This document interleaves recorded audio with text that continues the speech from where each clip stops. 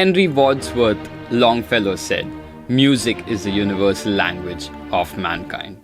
Music has been part of human culture for thousands of years, evolving alongside us, reflecting our emotions and shaping our societies. From ancient rituals to modern festivals, music has always been a powerful force in human history.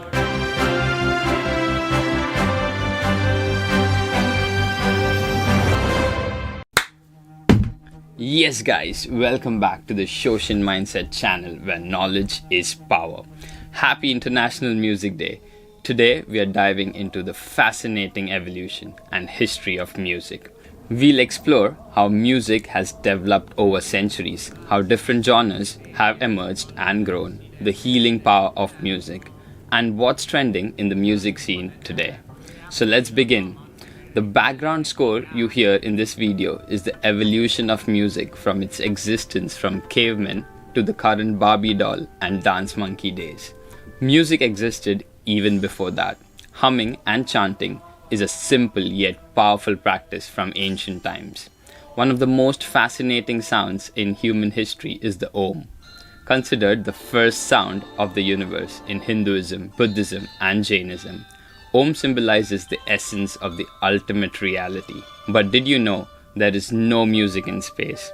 Music is an earth thing because it requires a medium to flow through, like air or water. Sound waves can't travel in vacuum or space. Speaking of space, remember the Voyager records? We send music along with other pictures and stuff on a voyage that's still traveling through space like a time capsule in a bottle in the ocean. Hopefully, some other life form will find it, figure out how to build a phonogram, and because it's printed on the outside of the Voyager records, and hear our music. How cool is that? Before Edison invented the phonogram, we had no recorded history of music on Earth. The oldest instrument is the human voice. But there were rock gongs in Tanzania, and people used logs of stalactites to make sounds. And let's not forget the oldest found bone flutes made from vulture bones and the horns of the woolly mammoth, discovered 40,000 years ago in the caves of South Germany. Hunter-gatherers were nomadic and couldn't carry heavy musical instruments with them everywhere, so they had light musical instruments. The Cameroon pygmy music is a fascinating example. It's played differently at different times. Farming communities used music for rituals and the circle of life. In Peru, the Collor Riti festivals are a great example of how music became an integral part of the community life. As towns and cities developed, musical instruments started becoming heavier, like bells and gongs, and also more delicate, like harps. In these hierarchical societies, music served the royals and was used extensively in ancient Egypt for worshipping and in daily life. The Greeks and the Romans also used music extensively for rituals. The lyre and the harp, the first musical instrument that required considerable skill to play. It is an ancient stringed musical instrument well known in Greek cultures and mythologies. It is one of the most iconic symbols of ancient Greece and has been depicted in various forms of art, including paintings, pottery, sculpture, and engravings found in the caves. The Greeks found out this magical foundation of mathematics that allows for the creation of complex and beautiful compositions that resonate with our innate sense of order and harmony. Musical notes are based on these mathematical ratios and frequencies. For instance, the octave is a doubling of frequency, creating an harmonious sound. These ratios create a fractal-like structure in music where patterns repeat itself at different scales. If you're still here, I know you absolutely love the content, so show your guys some love and give it a like, and share it with your friends who love music. And give it a subscribe if you're new here and still haven't. But now, music is often a leisure activity. The origin of concerts and music festivals shows how music requires money and it wasn't always accessible to the peasants and the working class. During the Industrial Revolution, the working class found their own ways to enjoy music, which often make their work easier. Music has also become a significant part of churches with hymns and religious songs. There was a shift where music had composers and listeners, rather than everyone singing together. In 1020, Italian Guido di Arezzo invented staff notations. This revolutionized music because he wrote chants down and handed them out, allowing people to sing in the same pitch. Before this, pitch would slide and vary, but this notation froze the notes. It allowed for mechanical reproduction of music. When Cortés invaded Mexico in 1519, he took these notations and handed them to the Aztec people, who then sang these Spanish hymns in cathedrals. This was the globalization of music. Another modern example of a globalization of music is the Champions League anthem, which is basically singing the same lyrics in 3 languages. Remember, music is about the art and not the artist. As the great Yogi Berra might have said, if he was a music critic, it is not the notes you play, it's the spaces between them that matters. And trust me, we are not going to bore you with every detail from the medieval Renaissance. Let's skip the religious period of the Gregorian chants unless you're looking for a cure for insomnia. So let's quickly mention the key periods without putting you to sleep. The Baroque period, 1600 to 1750 AD. Here we have the creation of the opera and the rise of instrumental music. Vivaldi, Handel, Bach, guys who were the rock stars of powdered wigs. Classical period, 1750 to 1820 AD. Mozart, Beethoven dominated this era, and they didn't even need auto-tune. The Romantic period from 1820 to 1900 AD. This was the time for emotional expression and individualism. Basically, everyone was saying, look at me, I have feelings too. Then came the Jazz Age, which supposedly started because people realized they needed non-stiff dancing music. Cue the Charleston dance craze. Followed by the electro swing in the 1930s. Then popular music came along and gave us rock and roll, featuring none other than Elvis Presley.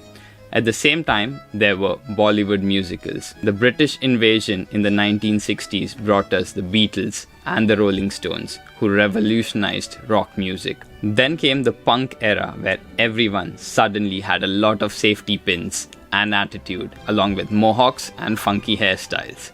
Enter the king of pop, Michael Jackson, who made Moonwalk and realized that one glove is cooler than 2. Run DMC gave us the first hip-hop song, and suddenly everyone wanted to walk this way. Then came the 90s and the 2000s pop explosion. I'm a Barbie girl, said Aqua. The Backstreet Boys wanted it that way. Shaggy said it wasn't him. The Venga Boys were going boom boom. Justin Timberlake brought the sexy back. The Black Eyed Peas had us asking, where is the love? Crazy Frog drove us all crazy with that ringtone. Linkin Park screamed about numb feelings. Psy had us doing the Gangnam Style dance. And then some guys sang about Gold Digger. Thank you, Kanye West. Rihanna told us to stand under her umbrella while Soulja Boy was cranking it up. Pitbull and Akon tried to show us women in tasteful light in music videos but failed gloriously. Miley Cyrus came in like a wrecking ball and didn't leave much standing. Adele made us feel all the feels with Someone Like You. Tones and I had everyone dancing with the dance monkey. Billie Eilish made being the bad guy sound oddly appealing.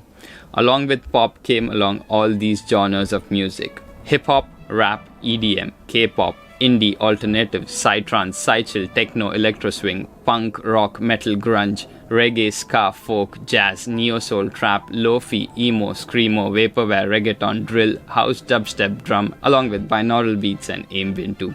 And if we missed your favorite genre, please don't start a pit mosh in the comment section. Amazing advancement in music technology that are shaping the way we create, perform, and experience music is happening today. I want to share one amazing track with you guys. Requiem for a Dream by Tushar Lal is a captivating music using Indian classical musical instruments. It's a jam project with a new twist. Tushar Lal asks Siri, "Hey Siri, what's 10 raised to the power of 5.4? Siri responds 1000 infinite times, adding a modern and playful element. This fusion of contemporary technology creates a dynamic and innovative auditory experience. You should listen to this track if you still haven't. But let's talk about the problems of the music industry and how it disempowers artists, fans, and degrades the sacred element of sound. Now let's talk about why modern music is often criticized. First of all, many lyrics in modern music, especially in rap, are degrading and hypersexualizing women, promoting materialism and often showing women in a bad taste. This isn't just bad taste, it's subconscious programming. I urge you to choose to listen to conscious music that's empowering, loving, and doesn't spread hate or violence. Every generation tends to dislike the music of the next. Remember that quote about the house parties? Music is several noises thrown together that sounds bad because everyone has worse music taste than me. That's quite true. But it's not just about bad taste. Let's talk about subjective loudness. Spotify normalizes subjective loudness to 14 loops as a standard set by default, with distortion at 0.001%. Television also has a standard loudness of 24 loops. New plugins are now used instead of clippers to adjust this, done by master sound engineers. Unfortunately, dynamic range is often wasted, leading to unpleasant noise and distortion. Now let's discuss the music industry and how it is a scam.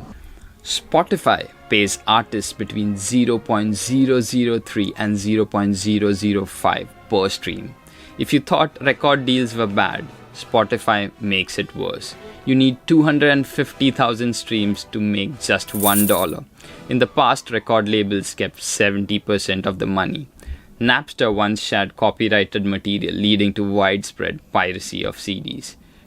Digital distributors now distribute music to Spotify, but artists have no creative outlet, making all songs sound the same.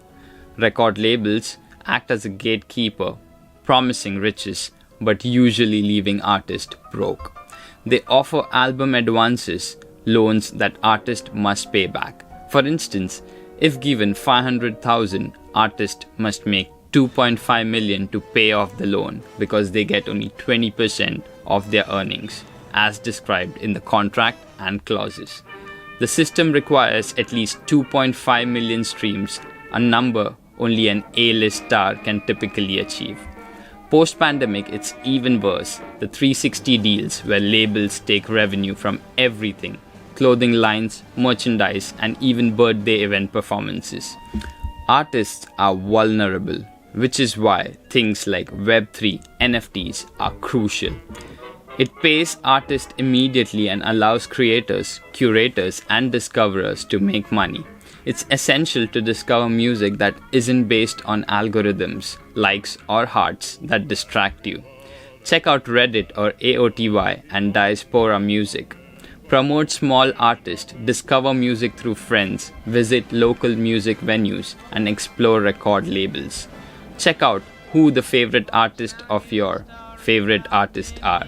They often listen to smaller artists than mainstream artists. Remember, it's important to discover music organically without the influence of algorithms. Starting with wearable music devices like Soundbrenner Pulse, a vibrating metronome that helps musicians stay in rhythm during the performances. Two AI apps such as Magenta and MuseNet are revolutionizing music composition. Holographic performances have brought legends like Whitney Houston and Tupac Shakur back to the stage. Smart instruments like the Artiphone Instrument One allow you to play traditional instruments with one device. Music collaboration in real time has never been easier with platforms like Splice and Soundtrack. AI-driven recommendations on your favorite streaming service keeps the music you love coming. Crowdsourcing for music creation opens up new possibilities for collaboration and creativity. Digital distribution through services like DistroKid and TuneCore enables artists to release music globally without a record label. AI-powered music mixing and mastering with tools like Lander and Isotope and Ozone Assistant ensures professional quality of tracks. Augmented reality music teachers like the AirPano tutor makes learning digital instruments attractive and fun. Recording technology has advanced with the digital audio workstations such as Logic Pro, allowing for sophisticated music production right from your computer. These advancements are not just transforming the music industry, but also empowering artists and fans alike. As we wrap up, always keep the curiosity and learning spirit alive. Thank you for watching Shoshin Mindset. Until next time, keep the Shoshin spirit alive and stay curious. Adios.